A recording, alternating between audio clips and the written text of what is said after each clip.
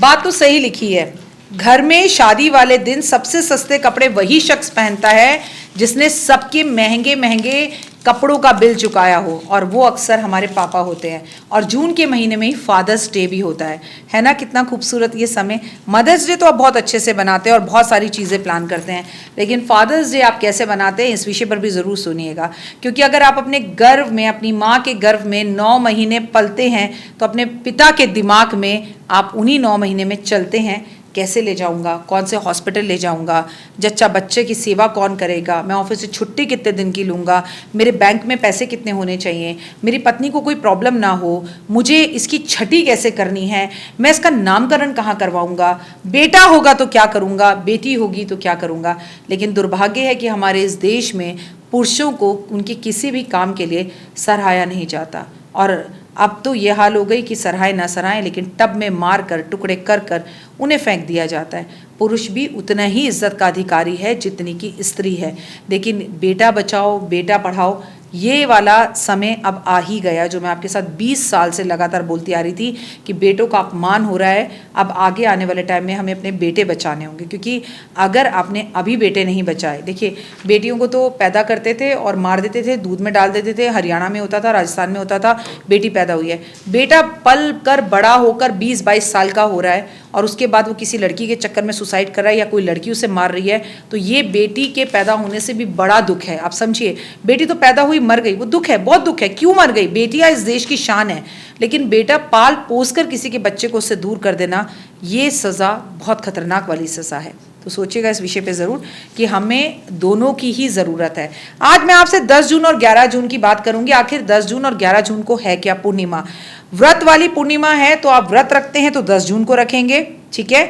और अगर आप पूजा हवन दान करते हैं, स्नान करते हैं, तो आप 11 जून को करेंगे। बहुत सारे लोग हैं अपने अपने हिसाब से करते हैं। तो मैं आपको बता दूं, ज़बरदस्त पूर्णिमा है ये, खास पूर्णिमा है ये। इस पूर्णिमा की आप सभी को हार्दिक शुभकामनाएं। इन पूर्णिमा की जो तिथि होती है, ये आप बहुत अच्छे से जानते हैं कि ये तिथि जो होती है वो भगवान को समर्पित होती है, भगवान विष्णु और लक्ष्मी को। पूर्णिमा पर हम सत्यनारायण भगवान की कथा करते हैं, पर मैं कई बार सोचती हूँ कि पूर्णिमा की तिथि जितनी भगवान विष्णु को समर्पित है, उतनी ही भगवान शिव को समर्पित है। कैसे, मैं आपको बताती हूँ, लेकिन सबसे पहले बिलीव इन कर्मा।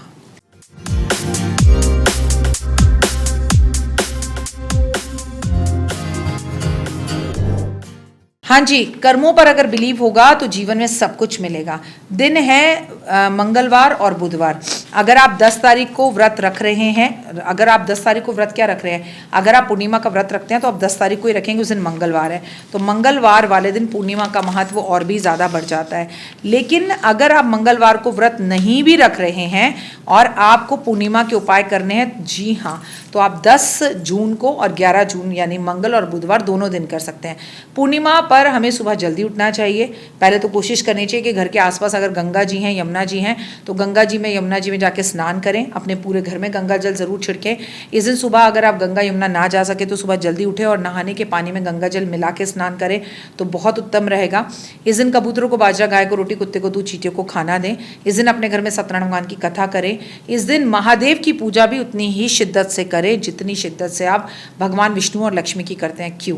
क्योंकि इस दिन चंद्रमा की पूजा होती है, इस दिन फुल मून होता है और पूर्णिमा की रात होती है। कहते हैं कि चंद्रमा जो है महादेव के मस्तक पर होता है।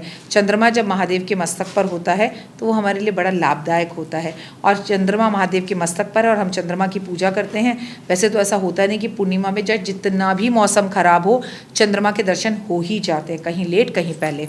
तो आपको अगर चंद्रमा के दर्शन नहीं भी हो रहे तो आप महादेव की पूजा करके अपने व्रत को खोल सकते हैं। जैसे बहुत साल पहले दिल्ली में हुआ था कि यहाँ पर पोल्यूशन इतना हो गया था कि करवा चौथ पर चंद्रमा दिखे ही नहीं थे और कई औरतों ने अगले दिन व्रत खोला था और कई औरतों ने जो है शिव के ऊपर जल चढ़ाकर व्रत खोला था।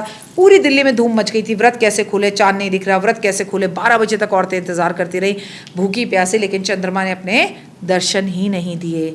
चलिए अब क्या करना है इस विषय पर बात करते हैं, और वो विषय ये है, जीवन में आगे बढ़ना है तो पूर्णिमा वाले दिन अपने घर में सत्यनारायण भगवान की कथा जरूर करें, और ना करें तो भी कोई बात नहीं, लेकिन इस दिन अपने घर में एक विशेष पूर्णिमा का दिया जलाएं। जो दिया 4 मुखी हो, जो दिया आप आटे से बनाएं। आटा जब गूंद गूंदें तो उसमें थोड़ा सा केसर या हल्दी मिलाएं। इसके बाद इस आटे का दीपक 4 कोनों में बनाकर 4 बत्ती, लेकिन इसमें जो बत्ती रखेंगे वो सूत के धागे की और लाल धागे की बत्ती होनी चाहिए, इस बात का विशेष ध्यान रखेंगे। ठीक है, अब आपने बत्ती जलाई, इसमें 1 चम्मच या 1 बूंद शहद डाल दीजिए और ये अपने घर के मंदिर में जलाइए। ये आप सुबह 4 बजे भी जला सकते हैं और शाम के टाइम भी जला सकते हैं। पूर्णिमा वाले दिन माता लक्ष्मी को खीर का भोग जरूर लगाना चाहिए। जैसे आज मंगल और बुध है तो मंगलवार है तो आज गणेश जी को आप गुड़हल का फूल अर्पण जरूर करेंगे, माता लक्ष्मी को लाल गुड़हल का फूल अर्पण जरूर करेंगे। आज गणेश जी को हरी हरी घास दूर्वा अर्पण करेंगे, सिंदूर अर्पण करेंगे। आज हनुमान जी को भी सिंदूर अर्पण करेंगे। आज आप तुलसी के पौधे के पास विशेष कर दिया जलाएंगे। आज तुलसी के पौधे की 108 परिक्रमा करेंगे, नहीं तो 8 परिक्रमा तो जरूर करेंगे। आपके लिए बेहद ज्यादा जरूरी है कि पूर्णिमा वाले दिन आप खीर खाएं और खीर चंद्रमा की रोशनी में रख कर उस खीर को परिवार को भी मिलकर खिलाया जाए। चलिए कोई बात नहीं, अगर आप ये पॉसिबल नहीं, आप नहीं कर पाते तो मैं आपको बताऊंगी कि पूर्णिमा वाले दिन एक साथ जाकर हस्बैंड वाइफ को, लवर्स को छत पर बैठना चाहिए और स्टूडेंट्स को पूर्णिमा के टाइम पर छत पर जाकर लाइट जलाकर चंद्रमा की रोशनी में पढ़ाई ज़रूर करनी चाहिए। अगर आप एक अच्छी टैरो कार्ड रीडर हैं तो आपको अपने कार्ड पूर्णिमा की रात को चंद्रमा की रोशनी में छत पर ज़रूर रखने चाहिए, जिससे वो जो अमृत चंद्रमा में से निकलता है वो आपके कार्डों में आपके पास ज़रूर जाए। और खुद भी आप पूर्णिमा की रात को ओम नमः शिवाय, शिवाय नमः का जाप, नमः शिवाय का जाप, गायत्री मंत्र का जाप, ओम दुर्गाय नमः का जाप, सुंदरकांड का पाठ, हनुमान चालीसा या महालक्ष्मी हवन करना चाहें तो वो भी कर सकते हैं पूर्णिमा पे, चाहे 10 जून को चाहे 11 जून को। लेकिन अगर आप व्रत रख रहे हैं तो आप 10 जून को ही रखेंगे। उम्मीद है आपको मेरी वीडियोस पसंद आ रही होंगी। 2 मिनट का उपाय जिंदगी बदल जाए, ये मैं आपके साथ इस दिन सुबह शेयर करूंगी। आपको पता है अक्सर करती हूँ मैं शॉर्ट वीडियोस के अंदर, तो वो जरूर देखिएगा। मुझे इंस्टाग्राम पर फॉलो कीजिए, फेसबुक पर कीजिए, believe in Karma 5 minute story. अभी के लिए जय माता दी।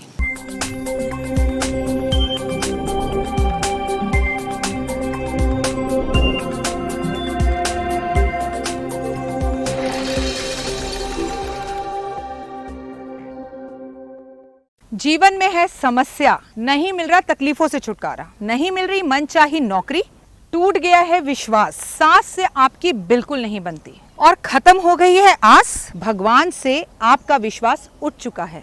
टैरो के 78 कार्ड खोलेंगे भविष्य का राज।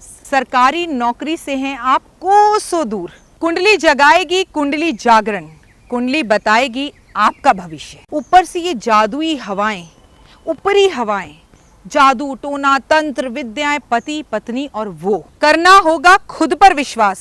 दीजिए मुझे भी एक मौका, अपनी कुंडली दिखाइए, टैरो कराइए, लेकिन अपनी जिंदगी को जल्द बदलवाइए। मैं हूं डॉक्टर वाई राखी। आप मुझसे बात कीजिए, फ़ोन कीजिए, अपॉइंटमेंट लीजिए, आपकी ज़िंदगी के अंदर आएगा ज़बरदस्त बदलाव।